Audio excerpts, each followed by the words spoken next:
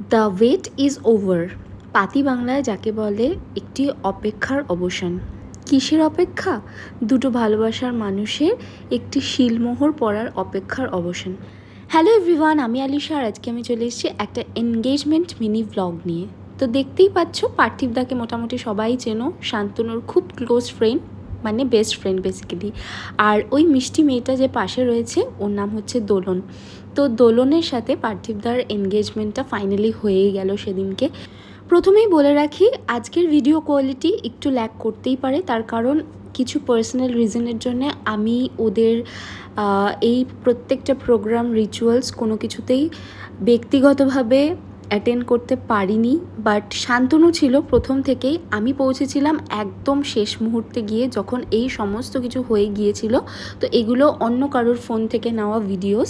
তো প্রথমেই জানাই নতুন নিউলি এনগেজড কাপলকে কনগ্র্যাচুলেশন, অনেক অনেক ভালোবাসা, খুব ভালো করে তোমরা জীবন কাটিও, তোমাদের সুখের হোক জীবন। এখানে দেখতে পাচ্ছ শান্তনু কেক খাওয়াচ্ছে।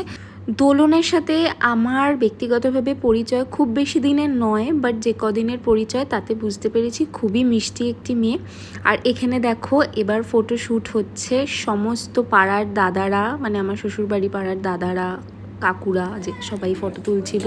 আর আমি খুবই জাতাভাবে একটা রেডি হয়ে চলে গিয়েছিলাম। আর এই গিফটটা আমি আর শান্তনু দিয়েছিলাম। এই গিফটটা পুরোটাই আমি মানে সেট করেছিলাম, কি দেওয়া উচিত, কীরকমভাবে কী করা উচিত। তো একটা ফটো ফ্রেম, এটা আমি ওদেরই প্রোফাইল থেকে নিয়েছি ফটোটা।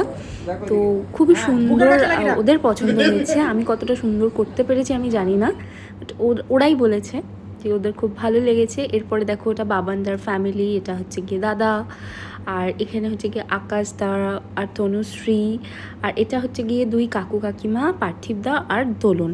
আর এটা হচ্ছে গিয়ে পার্থিবদার দাদা, বৌদি, বোন, আর পার্থিবদার বাবা মা আর দোলন।